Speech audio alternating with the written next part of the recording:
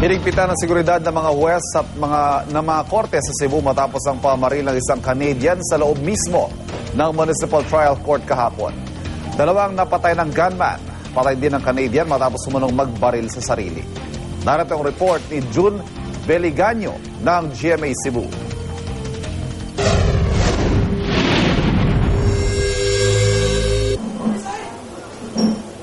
Imbis na pagdinig lang, krimen mismo ang naganap sa loob ng Branch 6 ng Municipal Trial Court ng Cebu City.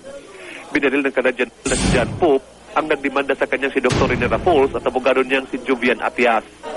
Bago pa lumabas ang hukom, nadidinig sa hinarap niyang kasong malicious mischief. Pagkano niya na, kada yung kakapag nabati nga sunod-sunod. Kapatuan ako sa doon, kung dagan ko balik sa branch 6, ano ko sila kasunod. Matapos mapatay ang dalawa, nagtungo sa labi ang suspek at binaril Cebu City Assistant Prosecutor Maria Teresa Casinio. Critical ngayon ang kanyang lagay sa ospital dahil sa tama ng bala sa ulo.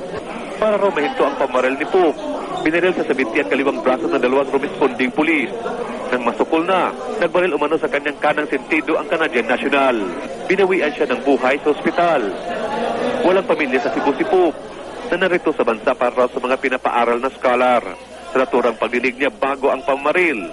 Walang security escort si Pope dahil nakapagpiansa siya, gayon man palaisipan kung paano nakapagdala at pagpasok ng baril sa korte si Pope. Lalo't umiiral ngayon ang election gun ban. Nganong nakasuot nga nagdagpistola? Unya, doon na raman ni history. Ang pulis nakahibaw anak, kay kini siya, isumbong naman eh. Kay magsige man nakatang-atang dito sa ani kang Dr. Raffles. Sunod siya? Ano mo gigibungolisan? Isang pichikin mo gin. Pero dili gisi lagi. Oh, dili lagi siya. Bukod sa .357 revolver na ginamit sa pamamaril, may nakita rin ang mga pulis na kalibre 45 na baril sa bag ni Pope.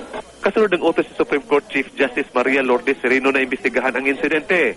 Personal na bumibisita sa Cebu City MTC si Court Administrator Baidas Marquez. Dito ay inanunsyo niya ang pagkakasibak ng dalawang gwardya ng Eagle Metrics Agency na nagbantay sa gusali. I-reactivate na rin daw ang Judicial Security Group sa mga huwes. Dadagdagan naman ng PNP ng 4 na uniform policemen ang Palace of Justice.